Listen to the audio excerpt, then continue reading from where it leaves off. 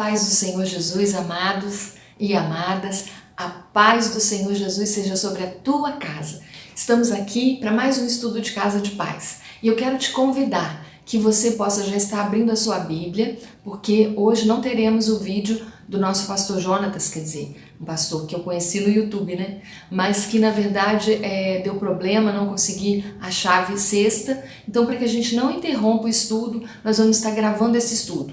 Eu estou tentando passar para você rapidamente a palavra, então que você receba a paz do Senhor. Nós vamos estar orando. Eu sou pastora Bernadette da igreja em Vila Isabel, Três Rios, e eu te convido a estar orando comigo nessa hora. Pai querido, muito obrigada, Senhor, por esse filho da paz, muito obrigada, Senhor, por esse irmão que abriu a sua casa, essa pessoa que em nome de Jesus eu abençoo, que a paz do Senhor, a sexta chave, que é a chave da prosperidade, seja sobre esse lar, que o Senhor traga entendimento do que é a prosperidade do Senhor na vida dessa família. Eu abençoo cada um em nome de Jesus. Amém. Te convido a abrir o texto que está na palavra do Senhor, 2 Samuel, capítulo 6, nós vamos estar lendo do verso 1 ao verso 13, amém? 2 Samuel está no Antigo Testamento, do verso 1 ao verso 13. Mas antes de ler a palavra, eu queria te dizer, eu sei que você tem recebido as chaves, né? Recebido a palavra de Deus, e quero te dizer que mesmo alguns eu conheço, alguns não, mesmo de longe ou de perto, Deus tem operado na tua vida. E nesse momento que vamos parar, nessa sexta e penúltima chave da prosperidade, eu quero te convidar a primeiro entender o que é prosperidade, porque às vezes a gente tem uma mente e por ser um governo capitalista, uma sociedade capitalista, a gente visa muito o dinheiro e a gente pensa que prosperidade tem a ver com dinheiro. A pastora vai falar de prosperidade, a chave da prosperidade tem a ver com dinheiro também, mas não é isso. Prosperidade é ser próspero em tudo. E, amados, tem pessoas que são riquíssimas, mas que a sua família está completamente destruída. Então essa pessoa pode ser considerada próspera? Não. Ela pode ser próspera financeiramente, mas ela não é próspera emocionalmente. Ela não tem paz na sua casa, não tem harmonia. E Deus, Ele mandou Jesus para todo aquele que nele crê, tenha vida e vida em abundância, tenha prosperidade em tudo. Às vezes a pessoa é próspera, mas próspera financeiramente. Tem dinheiro, mas não tem o quê? Uma saúde espiritual. Na sua vida espiritual não está resolvida. E aí ela é atormentada, ela não tem paz que o mundo não pode dar. Então eu te convido hoje a aprender um pouco mais sobre o que é ser próspero totalmente. E tem um texto que está então em 2 Samuel 6, que diz assim: Davi traz para Jerusalém a arca. Tornou Davi a juntar todos os escolhidos de Israel em número de 30.000. Dispôs-se e com todo o povo que tinha consigo partiu para Baalá de Judá, para levarem de lá para cima a arca de Deus, sobre a qual se invoca o nome do Senhor dos Exércitos, que se apresenta acima dos querubins. Puseram a arca de Deus num carro novo e levaram da casa de Abinadab, que estava no outeiro, e Uzá e Aio, filhos de Abinadab, guiavam o carro novo, um carro de boi. Levaram-no com a arca de Deus para da casa de Abinadab, que estava no outeiro, adiante da arca. Davi e toda a casa de Israel alegraram-se perante o Senhor, com toda sorte de instrumentos, de pau, faia, com harpas, com saltério, com tamborins, com pandeiros e com símbolos. Quando chegaram à eira de Nacon, estendeu Uzá a mão à arca de Deus e a segurou, porque os bois tropeçaram. Então a ira de Deus se acendeu contra Uzá, e Deus o feriu ali por esta irreverência, e morreu ali junto à arca de Deus. Desgostou-se Davi, porque o Senhor irrompera contra Uzá, e chamou aquele lugar Pérez Uzá até o dia de hoje. Temeu Davi ao Senhor naquele dia e disse: como virá a mim a arca do Senhor? Não quis Davi retirar para junto de si a arca do Senhor, para a cidade de Davi, mas a fez levar a arca à casa de Obed-edom, o geteu. Ficou a arca do Senhor em casa de Obed-edom, o geteu, 3 meses, e o Senhor abençoou em toda a sua casa. Até aí, depois a gente lê o 12, o 11 e o 12. Amados, que o Senhor nos abençoe com a leitura da sua palavra. Aqui trata de que é um momento em que o povo de Israel, no Antigo Testamento, a presença de Deus era através da arca. A arca foi um móvel que o Senhor mandou construir para o templo, para ficar no templo. E antes mesmo do templo, foi estabelecida que essa arca, quando o Senhor pediu a Salomão, pediu a Davi, que levasse a arca para o templo de Jerusalém, era importante que a arca estivesse com o povo. Mas quando o povo pecava, quando o povo se afastava de Deus, porque o povo conhecia o poder de Deus, conhecia a soberania de Deus, mas muitos de nós conhecemos, mas não vivemos. E as leis dadas a Moisés, os mandamentos, os 10 mandamentos, era para que o povo não pecasse, para que o povo estivesse adorando somente a Deus, para que o povo não se prostituísse, para que não se corrompesse, para que não mentisse, para que vivesse a verdade de Deus, porque Deus ele é bom, ele é fiel, ele é justo e ele é santo. E ele não pode estar no meio do pecado. Então ele pedia a pureza de coração, ele pedia que a presença dele fosse representada pelo maná que ele sustentou o povo, que estava na arca, pelo cajado que floresceu, que estava na arca, e também pelas leis que ele deu, que estava na arca. A arca era de ouro e ela tinha a representatividade da presença de Deus, e não só isso, realmente Deus se manifestava com sua glória, porque para estar com a arca, o povo tinha que estar em retidão com Deus. Entende isso? Então, nós vivemos a mesma coisa, só que hoje o pecado que nos afasta de Deus, nós somos a arca. Em Cristo o véu foi rasgado e Jesus te chama a ter um coração puro, uma mente pura, a você se separar para Deus, para que a presença dele entre, porque o Espírito Santo hoje habita em nós. Jesus veio para que todo aquele que nele crê tenha vida e vida em abundância. João 3,16. E ele diz que veio trazer paz, a paz que o mundo não pode dar, a prosperidade que o mundo não pode dar, mas que ele pode, mas que você e eu precisamos ter conserto, precisamos ouvir a voz e obedecer. E o que acontece nesse texto? Davi, então, sabendo de tudo isso, faz o concerto com o povo, chama 30 mil homens e vai buscar a arca. Quando ele traz a arca da casa de Abinadab, ele não traz como deve, porque no Antigo Testamento existe leis para que ande com a arca, precisa ser trazendo no ombro, e Davi sabia disso, os sacerdotes sabiam, e era preciso que a cada 6 passos sacrificasse. Era preciso fazer da maneira de Deus. Às vezes nós queremos a prosperidade, a bênção de Deus, mas não entendemos que a bênção de Deus ela é estabelecida no governo da obediência àquilo que Deus entende que é correto. Não adianta fazer do nosso jeito. Nós brasileiros queremos dar um jeitinho, não. O Senhor é justo. E aí o que acontece? Davi vai para ir mais rápido, talvez, ele coloca em carro de boi. Era para ir no ombro. E ele colocando em carro de boi, ele está desobedecendo. E aí no caminho o boi tropeça. Quando a arca vai caindo, um levita com boa intenção foi segurar a arca, mas a arca não pode ser tocada. Ela não pode. Ela tem que ir no ombro daquele que é estabelecido para levar a arca. Os sacerdotes não é qualquer pessoa que entra no Santo dos Santos.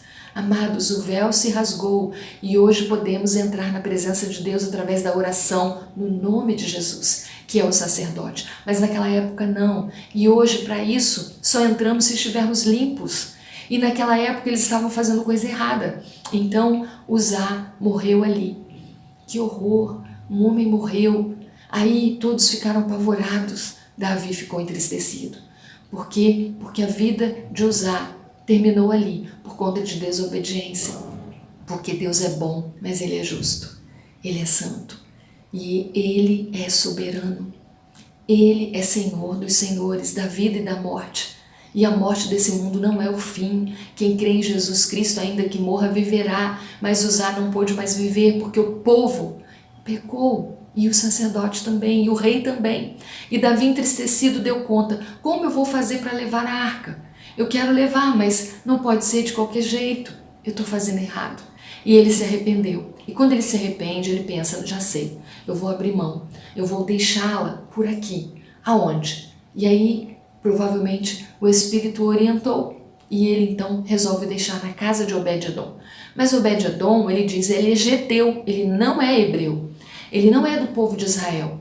Mas ele conhece a fama. Ele sabe que ele conhece o povo de Israel por grandes batalhas vencidas, pelo mar que se abriu e pela presença de Deus que ele sabe que está no móvel, que é a arca. Tanto que os inimigos, quando venciam Israel por causa do pecado, eles levavam a arca com eles. Então ali, aquele geteu, Obed-edom, ele abriu a sua casa e disse, pode sim, pode entrar na minha casa. O versículo 10 vai dizer assim, não quis Davi retirar para junto de si a arca do Senhor para a cidade de Davi, mas a fez levar à casa de Obed-edom, o geteu. Ficou a arca do Senhor na casa de Obed-edom por 3 meses. E eu quero te chamar a atenção que nessa casa de paz, durante 7 semanas, você abriu a sua casa por querer ser filho da paz, como Obed-edom. Nem eu nem você somos judeus, mas a presença do Senhor entra na nossa vida, na nossa casa,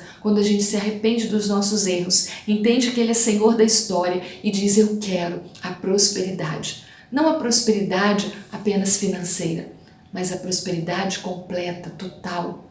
A prosperidade de homens e mulheres que não são prósperos apenas no dinheiro, mas são prósperos em tudo. Olha o que diz aqui, toda a sua casa Deus abençoou. Durante 3 meses eu profetizo, durante esse tempo de casa de paz, Deus está abençoando toda a sua casa, em tudo. Então saiba que prosperidade, como a sociedade pensa que é o dinheiro, o Senhor quer abençoar a tua finança, mas Ele quer trazer harmonia no teu lar. Ele quer trazer paz espiritual, Ele quer que você tenha uma vida espiritual resolvida, Ele quer que você seja abençoado em tudo e tenha vida e vida em abundância. Então receba, porque o ladrão veio matar, roubar e destruir. Mas João 10,10 diz que eu vim para trazer vida e vida em abundância. Receba a abundância, a prosperidade é ser abençoado em tudo, como Obed-edom. Só que eu quero te chamar a atenção para o primeiro ponto, diga comigo. A prosperidade de Deus em nossas vidas sempre será fruto de nossas decisões. Entende? Prosperidade é fruto, é consequência de obediência. É consequência da chave da obediência.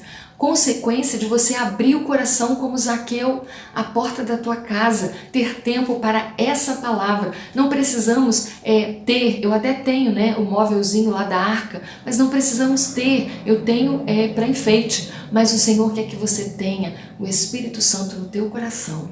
Ele quer que você tenha a paz que o mundo não pode dar. Então esse tempo que você abre a tua casa, que seja como Obed-edom, grandemente abençoado em todas as coisas, porque prosperidade é ser abençoado em tudo. Nós temos um corpo, e nós somos espírito, que habitamos um corpo e que temos uma alma. E Deus quer abençoar tudo, Ele quer abençoar a nossa emoção, a nossa alma, o nosso pensamento. Ele quer abençoar o nosso corpo, curando as enfermidades, e Ele quer abençoar o nosso espírito, trazendo a certeza de que somos filhos da promessa, filhos de Deus. Então, Obed-edom obedece, abre a sua casa para a presença do Senhor e é grandemente abençoado. Deuteronômio 30, 19 a 20 vai dizer isso, e Josué 24, 15 vai dizer assim ao povo. Josué junta o povo, todo mundo, e faz uma aliança com Deus. Eu te convido a fazer essa aliança que Josué fez. No versículo 15 ele vai dizer assim, eu não sei vocês hoje decidam qual a Deus vocês vão servir, a Baal, aos deuses estranhos ou ao Deus vivo, porque eu e minha casa serviremos ao Senhor. Josué determinou para a casa dele, você que é sacerdote do lar, você que é mulher sábia, você que é um jovem de visão, você que quer ter Jesus na tua casa, você que é uma criança, mas você quer a bênção plena na tua casa, diga assim, eu e minha casa serviremos ao Senhor, e comece a buscar esse Deus. Obed-edom levou a arca para a casa dele e ele se comprometeu com Deus. E é o segundo ponto. A prosperidade depende de levarmos as coisas de Deus a sério.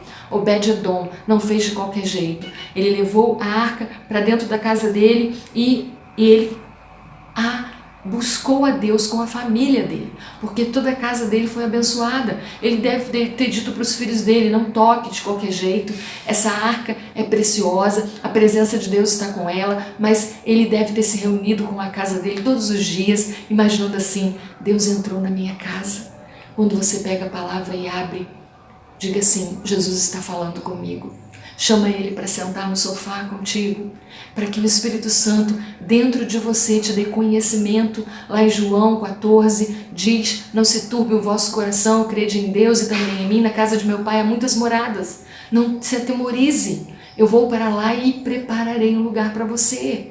E o Espírito Santo, ele vai te dar entendimento. Então receba o entendimento através da presença da Arca de Deus na tua casa. Tenha compromisso com Deus. Salmo 128 diz que bem-aventurado o homem que confia no Senhor, que toda a sua casa é abençoada. Na roda da mesa, os seus filhos e a sua esposa é como árvore frutífera, que tem muitos frutos, e que o Senhor abençoa toda a família. Esse é o salmo da família. Receba a bênção plena. Prosperidade é dormir em paz. Prosperidade é amar ao próximo como a si mesmo. Prosperidade é amar a Deus sobre todas as coisas, porque o mais Ele fará. Não temas. Se você tem buscado a Deus, o terceiro ponto, você tem compromisso com Ele, então não podemos perder a oportunidade de mudar a história das nossas vidas. 2 Samuel 6,12, olha o que acontece. Então avisaram a Davi dizendo: o Senhor abençoou a casa de Obed-edom e tudo quanto tem por amor da arca de Deus. Foi, pois, Davi com alegria e fez subir a arca de Deus, a casa de Obed-edom, a cidade de Davi. Olha que coisa linda! Obed-edom foi tão grandemente abençoado que até Davi ficou sabendo. Então Davi volta porque ele percebe que a ira do Senhor passou. Quando a ira do Senhor passa, ele estabelece a sua aliança, porque ele encontrou um homem que teve compromisso com ele, que tratou a arca como devia. Você tem tratado a palavra de Deus como deve, ou ela está jogada num canto e você nem lê?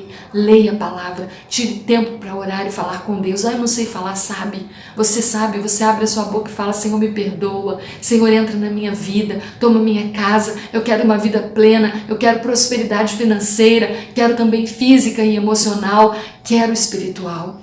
Esteja no controle e seja o centro da minha vida. Tenha tempo com Deus, amado. Tenha compromisso com Ele e não perca essa oportunidade. Obed-edom não perdeu a oportunidade e ele pôde abrir a sua casa e receber a graça e a fé e ter compromisso com esse Deus. Quarto ponto e último. Temos que decidir entre perder ou seguir a presença de Deus. 2 Samuel 6,12.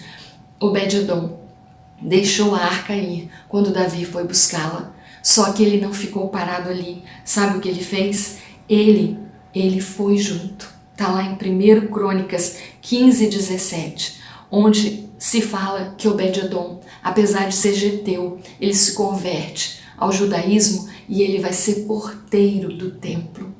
Oh Deus, porteiro do templo, sabe por quê? Porque ele faz uma escolha. Ele não quer apenas as bênçãos de Deus, ele quer seguir a Deus. Então ele deixa de ser um geteu e passa a ser um filho de Deus, um filho da paz. E ele vai servir a esse Deus da paz. Ele tem um compromisso, porque temos que decidir entre perder ou seguir a presença de Deus. Olha, Davi buscou a arca, mas Obed-edom foi tão grandemente abençoado em todas as suas coisas.